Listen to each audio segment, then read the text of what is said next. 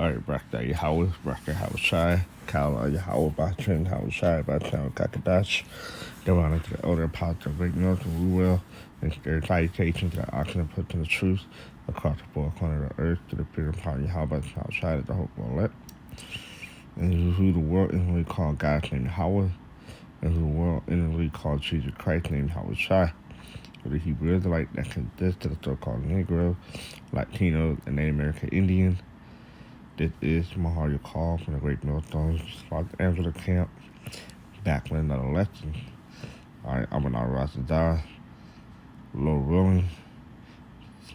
Let's be edifying to the fear and power of Yahweh, by Hashem, Yahweh Shai, by Stela, Gagadash, the Holy Spirit. Alright, now to do a video on this, on the Mesha Stela, because a couple Saturday ago at camp, the elder brother Brock had mentioned it. Alright, about the different stones and artifacts that have been found that prove, alright, scriptures, alright, that prove Israel. Alright, in this case, the Mesha Stela proved that the house of David existed. Alright, you know, people try to discredit the Bible or the history, the context of the scripture, alright, but it's exactly indeed it's real, alright, because this is from the side of the Moabite, alright, which are the so-called Chinese today, alright. So this is the Mesha Stela, the Moabite stone, 835 BC, the ancestor of the Chinese race, alright.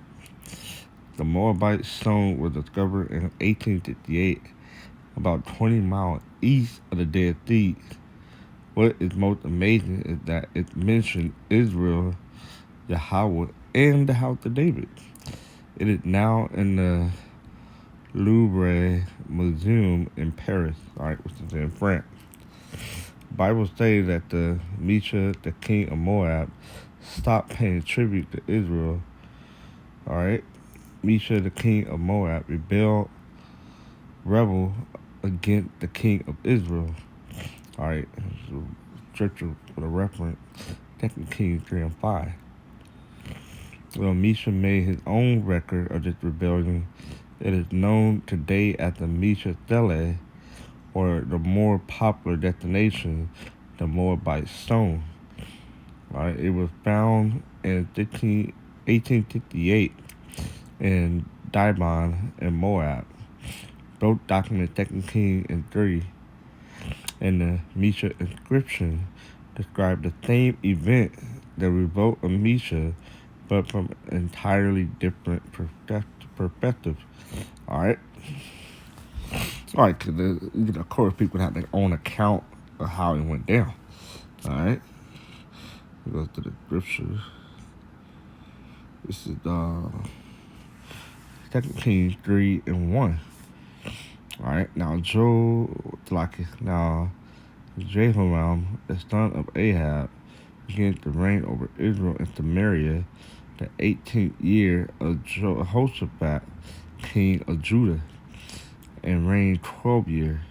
And he wrought evil in the sight of the Lord, Yahweh Shai, well, in the sight of the Lord Yahweh in this case, but not like his father and like his mother, for he put away the image of Baal that his father had made. Nevertheless, he cleaved unto the sin of Jeroboam, the son of Nebat, which made Israel to sin. He departed not therefrom. Okay.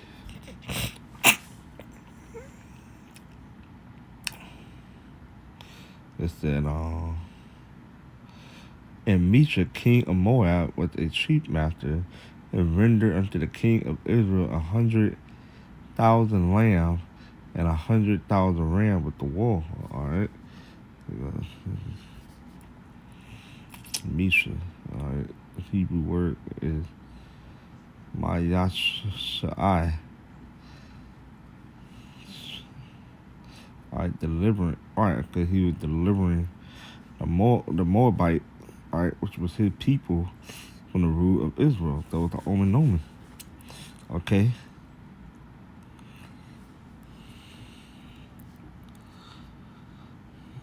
It's shy. All right.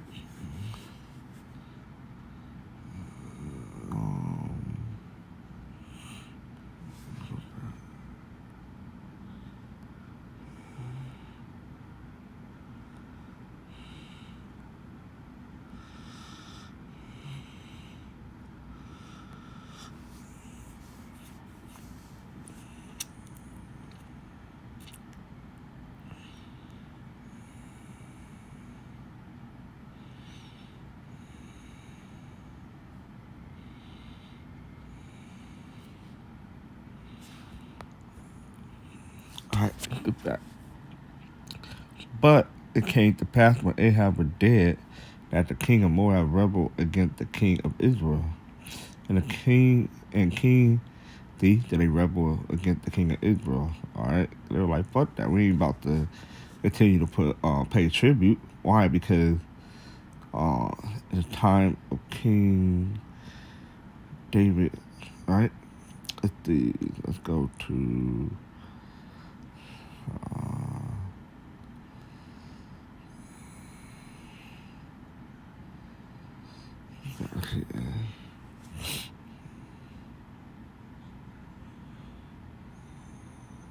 Yep, right here, First Chronicle.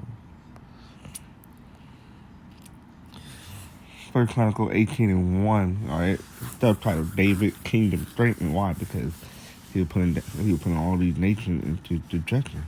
All right, paying tribute. Okay. Let's go start at 2. And he Moab, and the Moabite became David's servant and brought gift. All right, and I was part of them bringing that gift. All right, they had to pay tribute. Okay.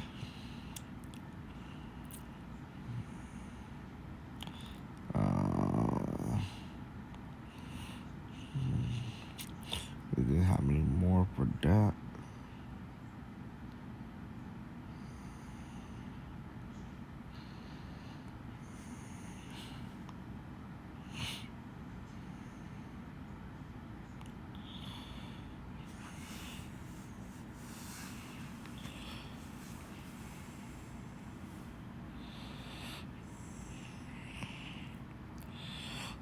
Second Samuel 8:2. Moab and measured them with a line, casting them down to the ground. Even with 2-line measure, he too put to death, and with 1 full line to keep alive. And so the Moabite became David's servant and brought gift. All right. Not going in too deep. But you get the point. All right. After they were to do, they became tributaries. All right. They had to bring tribute. All right. Let's go back to 2 Kings 3. And why? But it came to pass when Ahab was dead that the king of Moab rebelled against the king of Israel. All right. There's the Yahweh. All right. Now.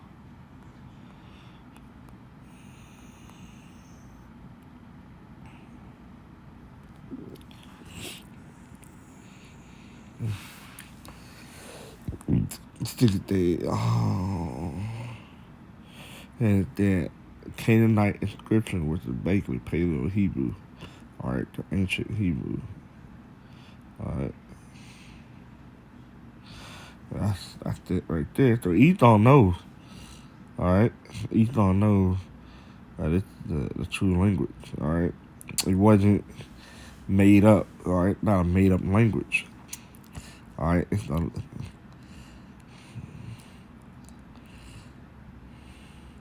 It describes how Moab was oppressed by Omri, king of Israel, and his son as a result of the anger of the gods Shemash, all right, which is the Moabite god. They had Mesha victory over Omri's son, not named, and the men of Gad at Ataroth, Nebo, and Jahad. his building project, restoring the fortifications of his strong places, and building a palace and reservoir for water. His war against the Heronium, a now long conclusion in the destroyed final line. Alright.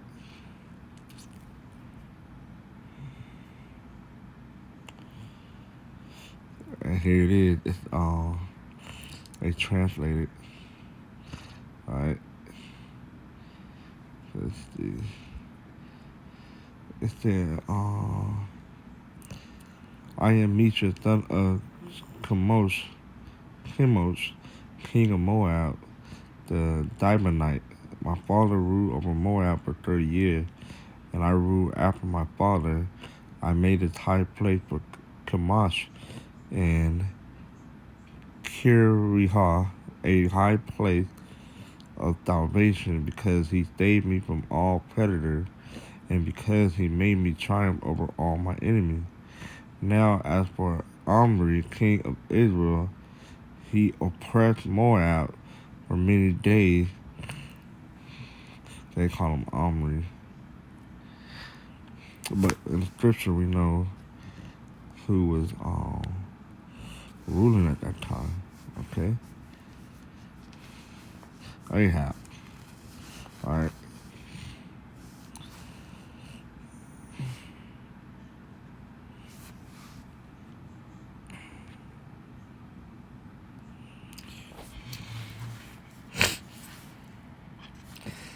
He oppressed Moab for many days because Chemosh was angry with his land, and his sons succeeded him, and he also said, I will oppress Moab. It was during my day that he said this.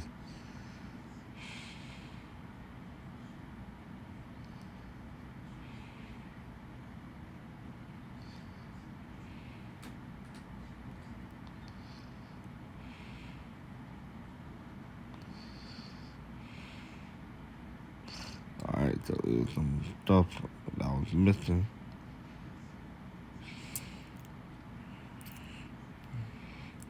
He said, okay, this was my fault. In my day, he said, let it go, and I will see my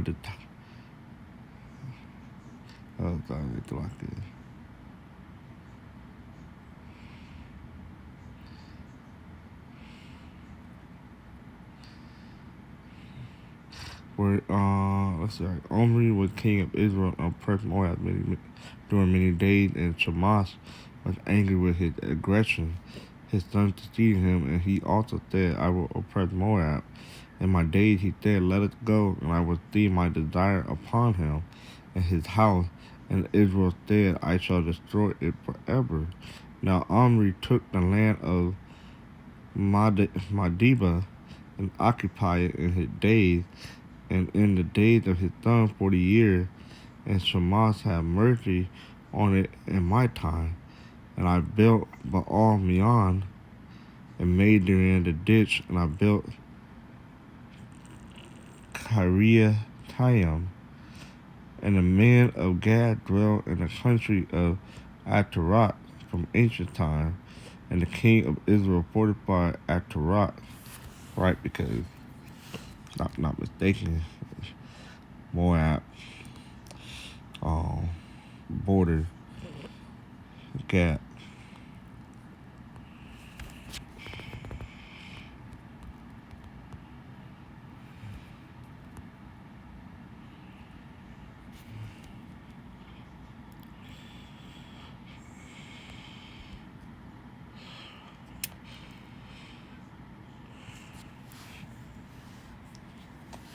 Actually, rumors. So that's Ammon up there. Alright, so.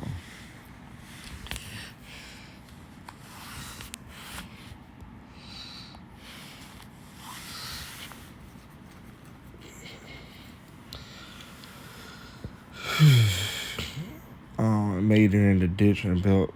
Okay, we read that already. From ancient time, and the king of Israel fortified at the Rosh. I assaulted the wall and captured it, and killed all the warriors of the city for the well pleasing of Chemosh and Moab. I removed from it all the spoil and offered it before Shamath and Kirjath, and I placed therein the men of Siran and the men of Machwath. And Shamath said to me, Go take Nebo against Israel. And I went in the night, and I fought against it from the break of day till noon, and I took it. I killed in all 7,000 men, women, and maidens, for I devoted them to Atar Chamath, and I took from it the vessel of Jehovah, which is Yahweh, and offered them before Chamath. And the king of Israel fortified Jahaz and occupied it.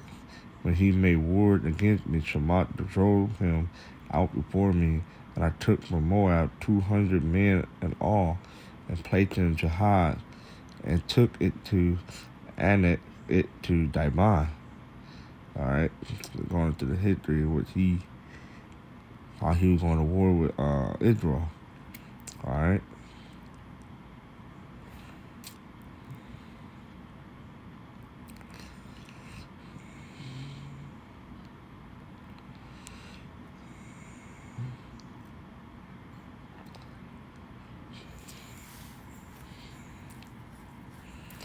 Now, the point right here is the proposed reference to David and the house of David.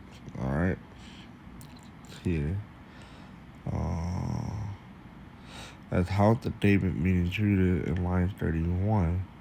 This section is badly damaged, but appeared to tell of Mesha's reconquest of the southern land of Moab, just as the earlier part dealt with victory in the north. Line 31 say that he captured Horonan from someone who is occupying it. Just who the occupant were is unclear. Alright, because line is broken off. Alright, the house of Diodo, a local ruling family, were the men correct that still will provide the earliest evidence of the existence of the Judean kingdom and its debated dynasty, basically the kingdom of David. Alright.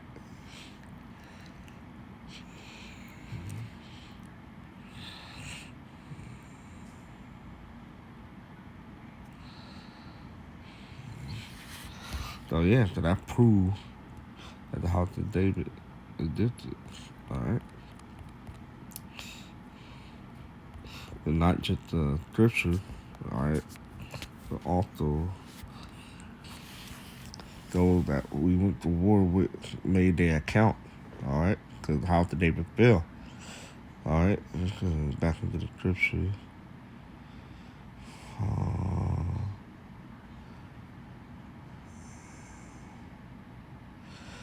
Verse 6, and the king Jehoram went out of Samaria at the same time and numbered all Israel. And he went and sent to Jehoshaphat, the king of Judah, saying, The king of Moab hath rebelled against me. Wilt thou go with me against Moab to battle? And he said, I will go up. I am as thou art, my people as thy people, and my horses as thy horses. And he said, Which way shall we go up? And he answered, The way through the wilderness of Edom. And the king of Israel went, and the king of Judah, and the king of Edom, and they fetched a compass of 7-day journey, and there was no water for the host and for the cattle that followed them. And the king of Israel said, Alas, that the Lord Yahweh hath called these three kings together to deliver them into the hand of Moab. But Jehoshaphat said, Is there not here a prophet of the Lord Yahweh, that we may inquire of the Lord Yahweh by him? And one of the king of Israel's servants answered and said, Here is Elisha, the son of Shaphat, which poured water on the hands of Elijah. And Jehoshaphat said, The word of the Lord Yahweh is with him. So the king of Israel and Jehoshaphat and the king of Edom went down to him. And Elisha said unto the king of Israel, What have I to do with thee? Get thee to the prophet of thy father, and to the prophet of thy mother. And the king of Israel said unto him, Nay, for the Lord Yahweh had called these three kings together to deliver them into the hand of Moab. And Elisha said, As the Lord Yahweh of hosts liveth, before whom I stand, surely, were it not that I regard the presence of Jehoshaphat, the king of Judah, I would not look toward thee, nor see thee. But now bring me a minstrel. And it came to pass, when the minstrel played, that the hand of the Lord Yahweh came upon him. And he said, Thus saith the Lord Yahweh, make this valley full of ditches. And thus saith the Lord Yahweh, ye shall not see wind, neither shall ye see rain, yet that valley shall be filled with water, that ye may drink, both ye and your cattle and your beasts. And this is but a light thing in the sight of the Lord Yahweh. He will deliver the Moabite also into your hand. And ye shall smite every fenced city and every short city, and shall fell every good tree, and stop a well of water, and mar every good piece of land with stone. Alright, let's keep going.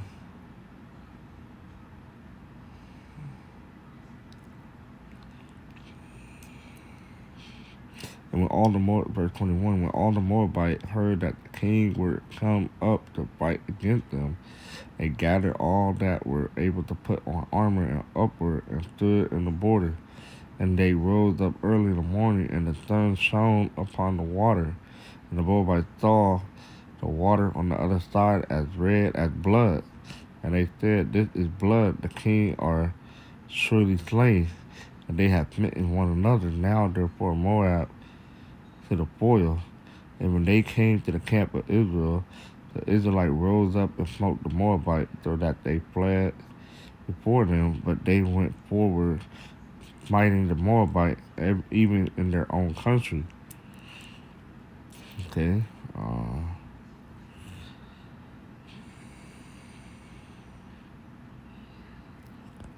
Let's see. And they beat down the city, and on every good piece of land cast every man his stone, and filled it, and they stopped all the well of the water, and filled all the good trees. Only in Ker Harasset left they the stone thereof. Howbeit the slinger went about it and smote it. And when the king of Moab saw that the battle was too sore for him, he took with him 700 men that drew sword to break through even unto the king of Edom, but they could not. Then he took his eldest son that should have reigned in his stead, and offered him for a burnt offering upon the wall. And there was a great indignation against Israel, and they parted from him and returned to their own land. And they sacrificed his own son. Alright.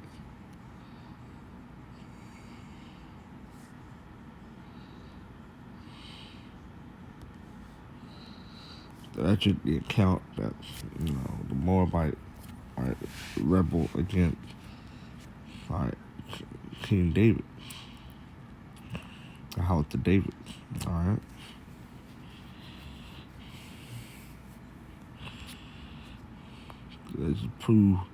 It's just further proof, alright, that the house of David is real. Alright. So I'm gonna leave it at that. And with that, shalom.